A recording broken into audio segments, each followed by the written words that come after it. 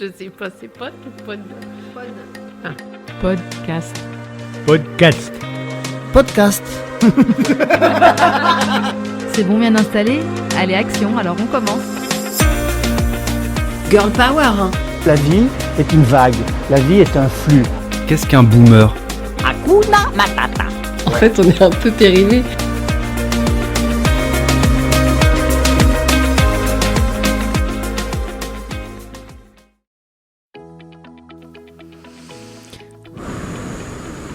J'ai un peu le trac. C'est bon, j'attaque, je commence. Je dis épisode 0 ou bande-annonce, mémoire de route. Bon, allez, on va voir. Allez, j'attaque.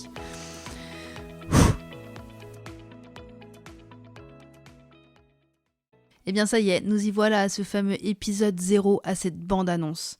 Cette fameuse préface qui doit compter en si peu de temps pourquoi j'ai voulu lancer ce podcast et pourquoi il me tient à cœur depuis des mois.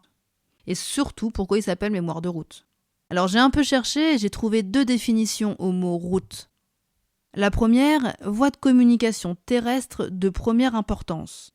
Et la deuxième, chemin suivi ou à suivre dans une direction déterminée pour parcourir un espace. Parcourir un espace, explorer. En fait, je trouve l'idée vraiment géniale. J'en suis un peu là en fait aujourd'hui. Mon sac à dos est rempli, j'ai mes clés de voiture, Google Maps ouvert avec la barre de recherche en attente que je tape quelque chose. Et en fait, le truc, c'est que je ne sais pas quoi taper.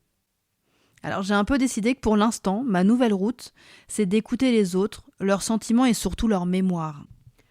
Parce que je ne sais pas vous, mais parfois on écoute les gens parler, on se dit « mais oui, bien sûr, c'est ça !» À cet instant-là, j'ai hésité à glisser un « en route mauvaise troupe ». Je me suis dit « ça fait peut-être un peu has-been, mais bon, dans le doute ».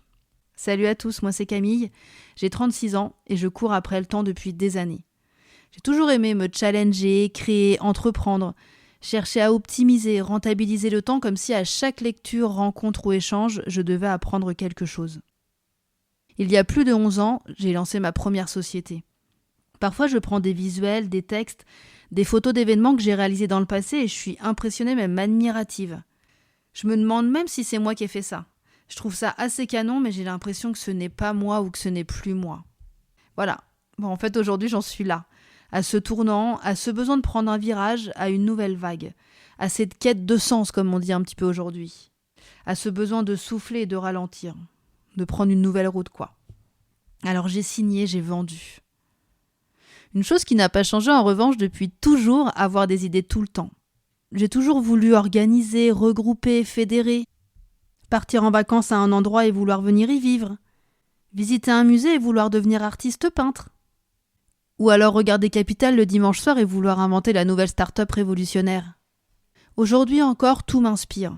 Un dessin, un mot, une musique, mais par-dessus tout les histoires, les parcours de vie, les rencontres. En fait, ça m'inspire et ça me rassure. Alors ce podcast, il est pour vous, pour eux, mais aussi pour moi. Pour toutes ces personnes que nous sommes, frères, petites sœurs, parents, grands-parents, entrepreneurs, fondateurs, aidants, aidés, enfants. Je suis vraiment touchée de recevoir derrière mon micro des amis, des histoires de vie, des rencontres habitées qui ont résonné fortement en moi et qui j'espère résonneront en vous.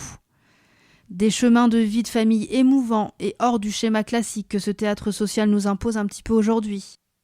Je vous proposerai également des récits plus légers mais pas moins attendrissants et émouvants.